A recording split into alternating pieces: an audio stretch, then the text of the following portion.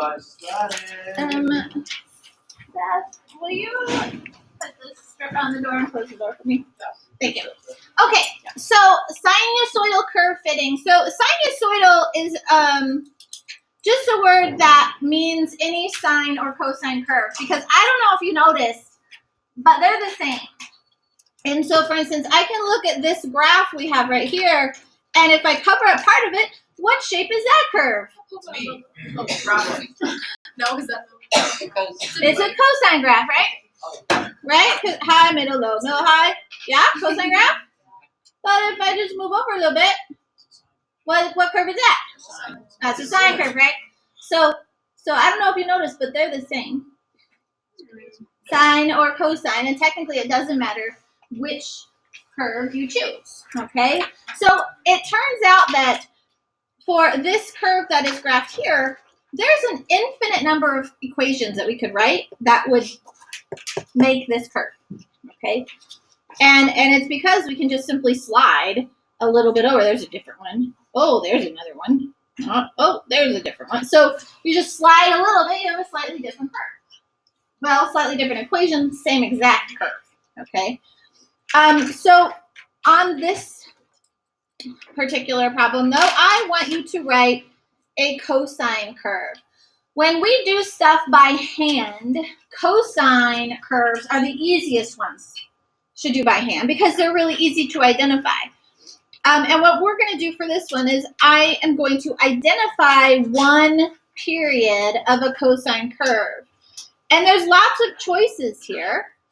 For this first one, we could go from this low point to this low point. That's a cosine curve. Or I can go from right here to this low point. This would represent one cycle or one period of my cosine curve. So is this a regular cosine graph or a reflected cosine graph? It's reflected because it's starting low, middle, high, middle, low. So it's reflected. So we're going to keep that in mind. But what we want to know is what is this starting x value?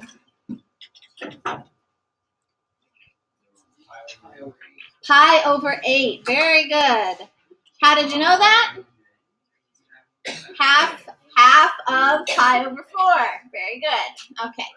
So it's starting right here at pi over 8. And where is it ending?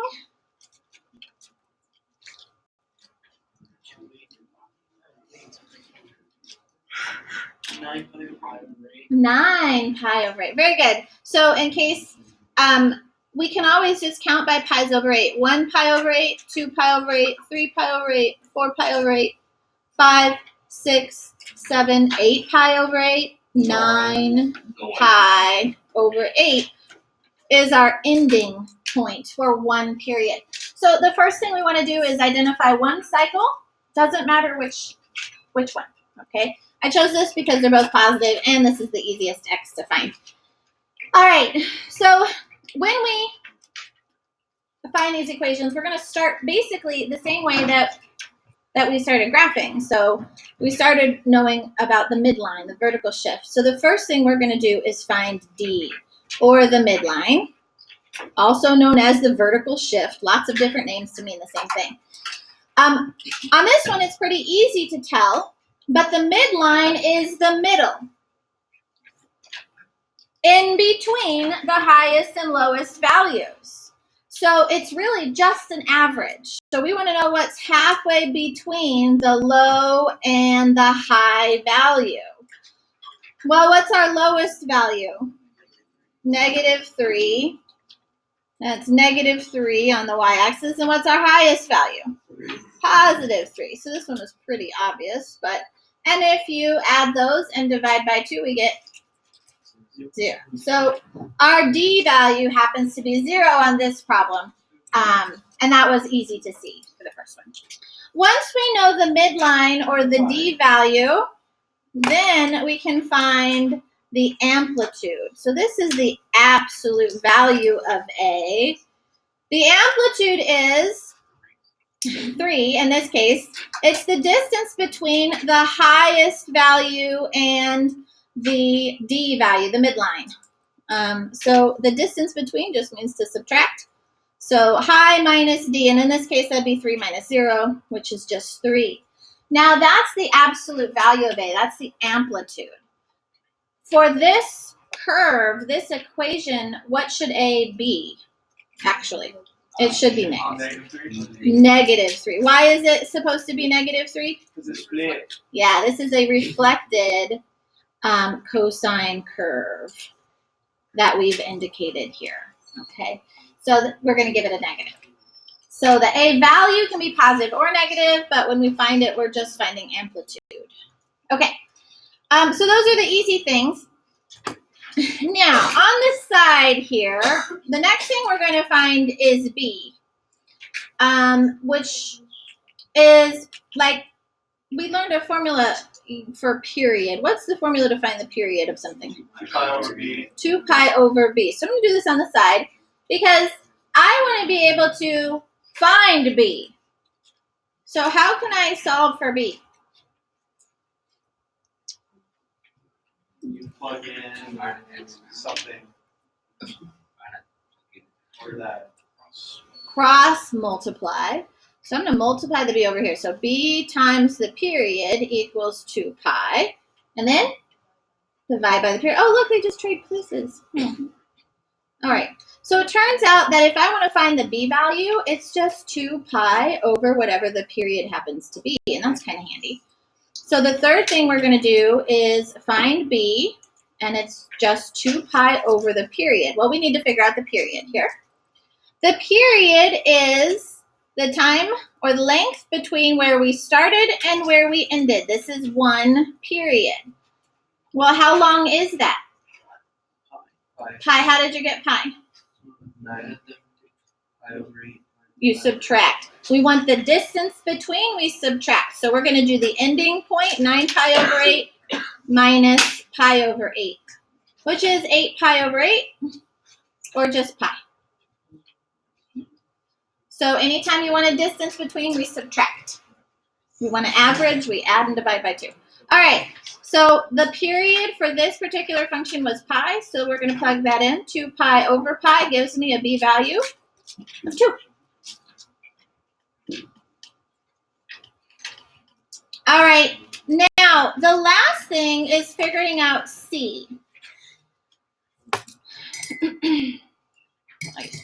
All right, so when we were solving with that horizontal shift, we set up an equation where we said 0 is equal to bx minus c is equal to 2 pi.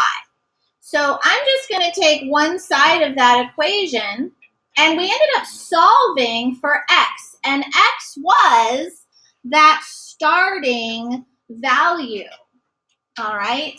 And so, I want to isolate c. Add c. Okay, so it turns out that c equals b times x, and I know what those are. What's the b value? 2, and my x. This x is our starting point. Starting x value. And our starting x value is pi over 8. And so our c value happens to be pi over 4. 2 pi over 8 reduces to pi over 4. And those are all the parts. And we can just plug in the values to write our equation. So y equals, our a turned out to be a -3. Why is it -3? Because it's upside down. And then cosine of our b value was 2x minus our c value of pi over 4, and then plus our 0. Do you need to write the 0? No. So there's our equation, and all of these you should absolutely check on your calculator. God bless you. Okay.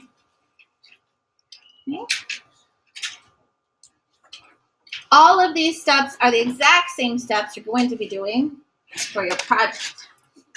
Okay. So this is why it's 30 points. It is a bit more work. So, but it's easy work that you can regurgitate just fine. Okay, let's try another one. So for this particular curve, we want a sine curve. Sine curves are harder to identify because they start in the middle. Well, I don't know exactly where the middle is here, but I know I can figure out the midline anyway. So the first thing I'm going to do is figure out D, which is the midline. So that's halfway between the lowest value and the highest value. So what's our lowest value on this graph? -7. So we want halfway between -7 and what's our highest value? +1. And so what is halfway between -7 and 1? -3.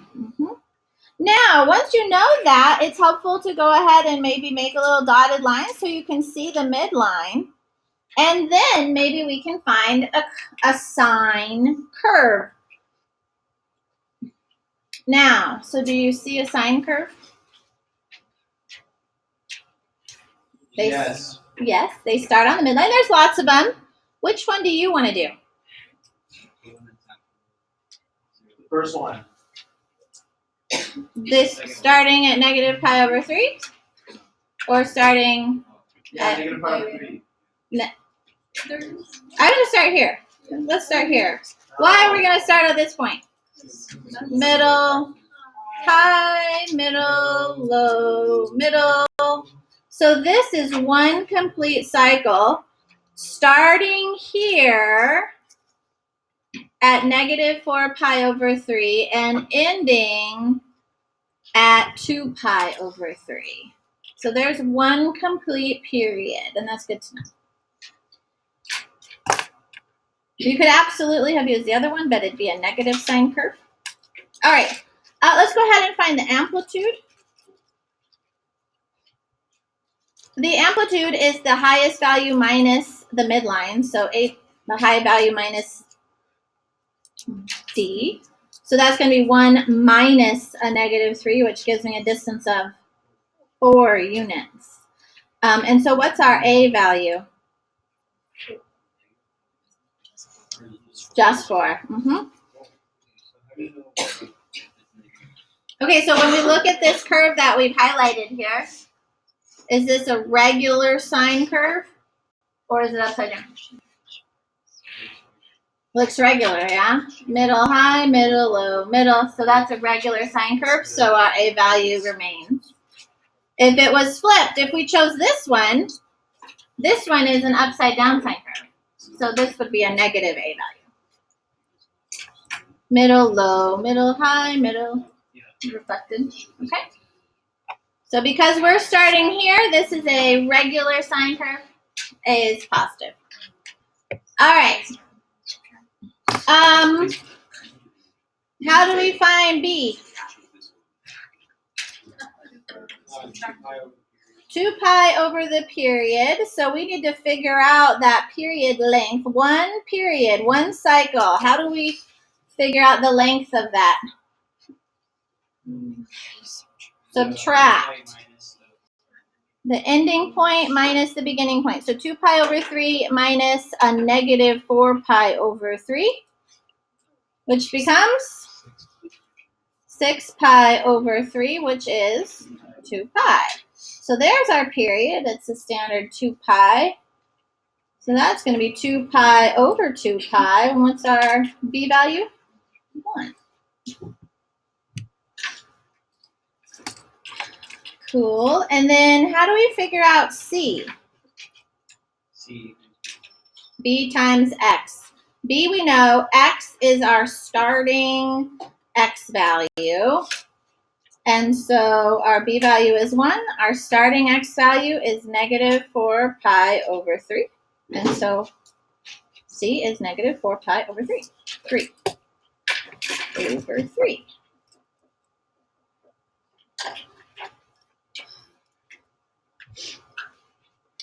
And once we we know all of that, we can go back to our little model and plug in everything.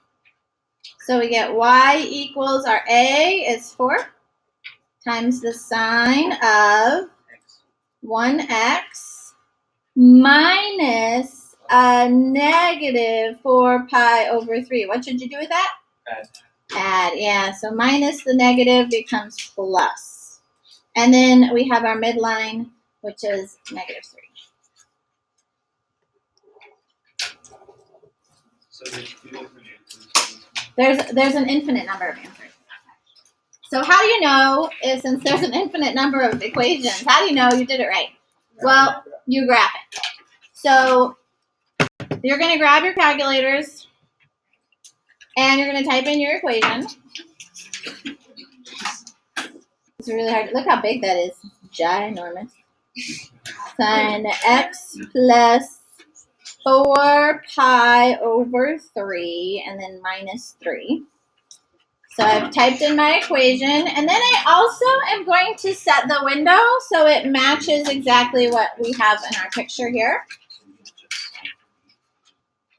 So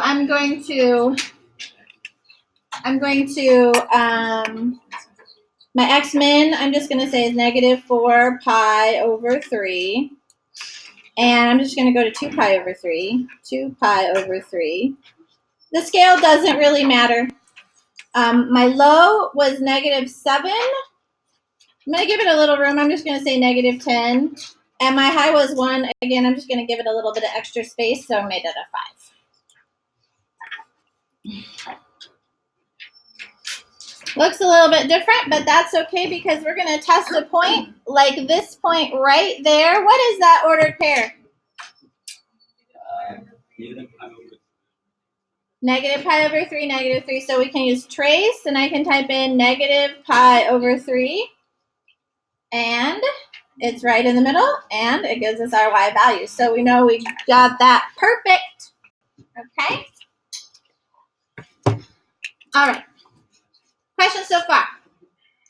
You got those steps? All right, you all need your calculators out. We're going to turn the page and go to this one, letter B here.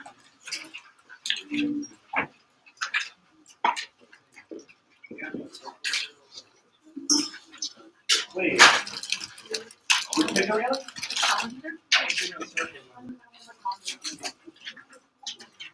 We're doing that one right now. Circles next week. All right. So, 29.7 degrees represents the average monthly temperature of Denver, Colorado in January.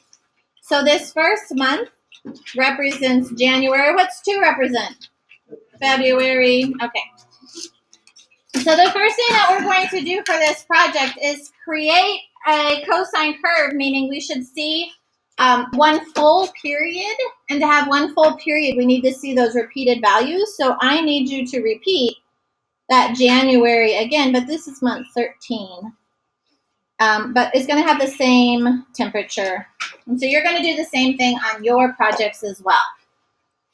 Are we doing it in Desmos? Yes, so you'll create a scatter plot using Desmos. And on the rubric that you'll get today, I have sort of given you, you go to the plus sign, and there's a choice for entering a table of values, and it'll do the scatter plot for you. So good to know.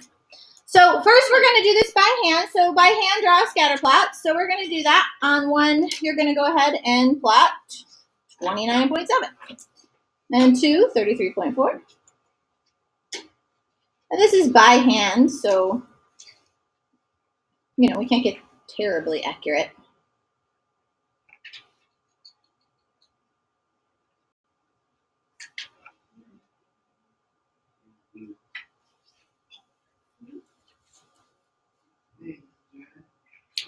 Why don't you just look at your data? Why are you looking on the board? I don't know. It's much harder to manage. It's much harder, yeah. It's just going so fast.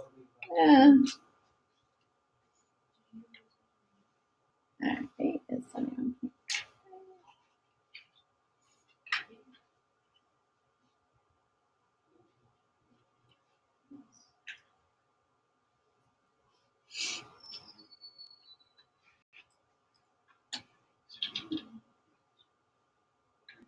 And it looks like 13 isn't there, but it is. I just missed that screen clipping. Just a tiny bit, but put it there as if it were as I intended it to be. Okay. All right. And so you can see with this this shape of a scatter plot, what shape is it? It's a cosine curve, right? An upside down cosine curve. We're not doing parabolas, we're doing sines and cosines. Okay.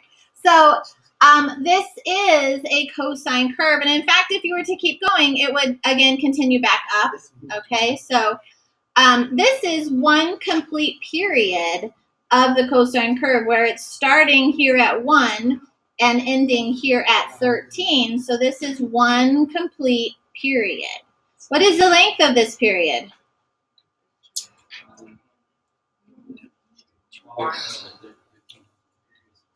13 minus 1 is 12. The period is 12.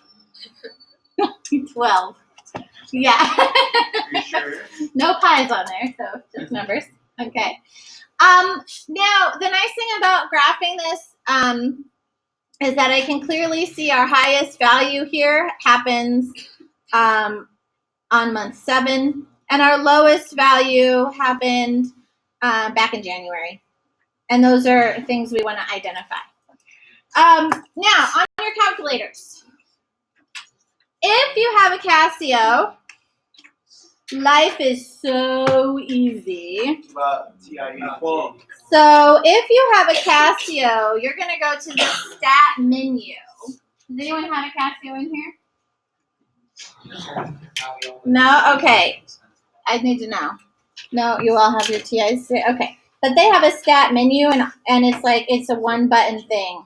So nice. Okay, so for the TIs, I put a little bit of information, directions here, but you might want to take better notes so that you can do this on your own on Monday.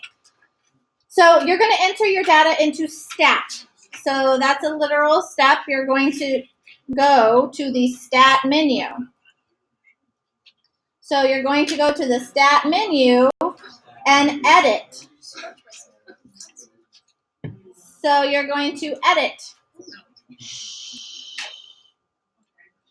This is where you enter statistical data. You can see you have list 1 and list 2, and you're going to enter all this data into list 1 and list 2. So all the X's, the months go into list 1.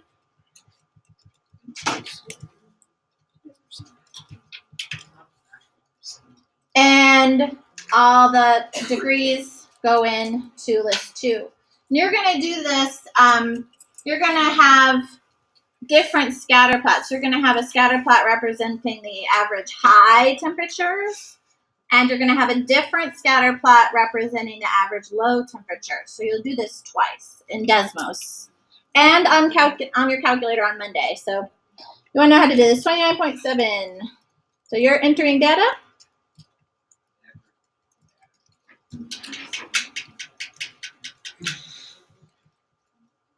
On the paper where it says window, is the 013 the next minute? Yeah, don't do that though. I'm going to give you a slightly different instruction.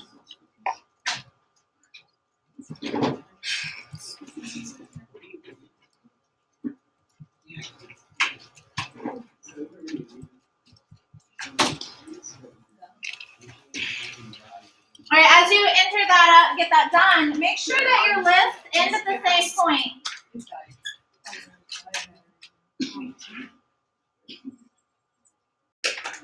Pay attention. At least it's on video, right? So, okay, you got all your data entered, it looks like, okay.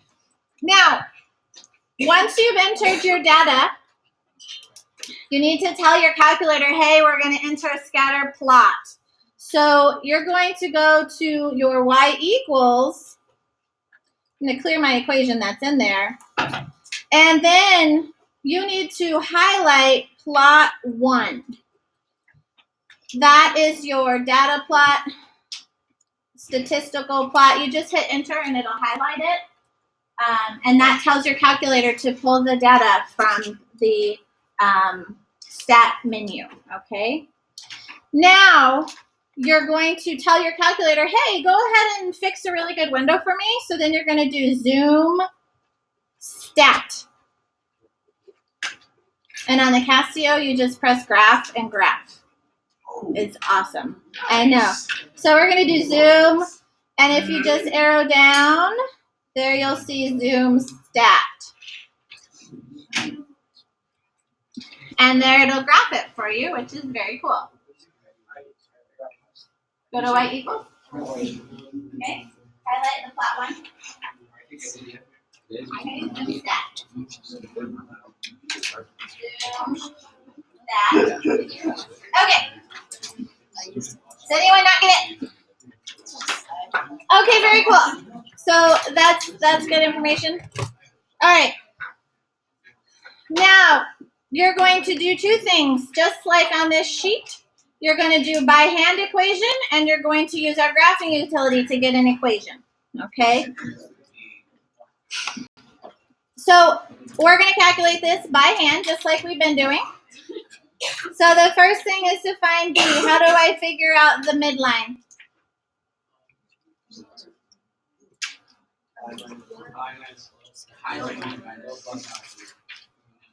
So remember, the midline is an average. How do you find an average? Add and divide by 2. So this is 1/2 of the lowest value and the highest value. Add and divide by 2. So this is halfway between our lowest value, which was 29.7, and our highest value, which was 73.5. And you're going to use your calculator to do that. So 0.5 times 29.7 plus 73.5. And I get 51.6.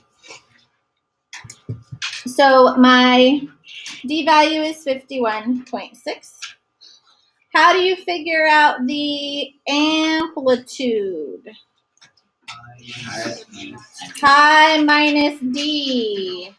So that's 73.5 minus our 51.6. What's that give you?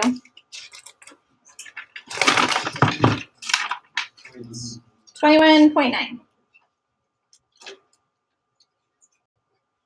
Is that the A value or is that not the A value? It is the A value.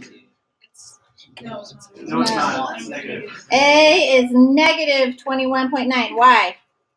Because it's flipped. The amplitude. Reflected. This is always the amplitude when we're finding this. So when we solve pi minus D, that's going to always give us a positive value because that's how I set it up. Now, the graph, this is Upside down, right? upside down, yes. Sorry, I'm sorry. I forgot to mention this was a typo that I meant to change but didn't. We're graphing a cosine curve by hand. So sorry about that. Was that the confusion? Okay, I apologize. You will do a cosine curve because that's the easy one. It is a upside down cosine curve, low, middle, high, middle, low. So this is a negative A value. So negative 21.9. All right. How do you find B? 2 pi over the period, which is 2 pi over 12, and reduces to pi over 6. And then how do you find the C value? B times X. So B is pi over 6, and the X value? 1. Our starting value, X equals 1, is what we plug in there. So we just get pi over 6. You're going to see many of the same sorts of things when you do your project. So then we can plug that into our cosine curve. Sorry about that.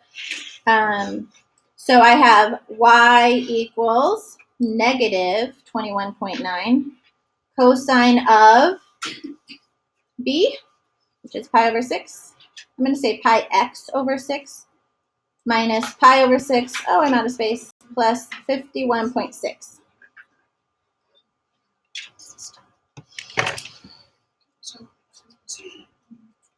Yes. X is the starting point when we're writing equations.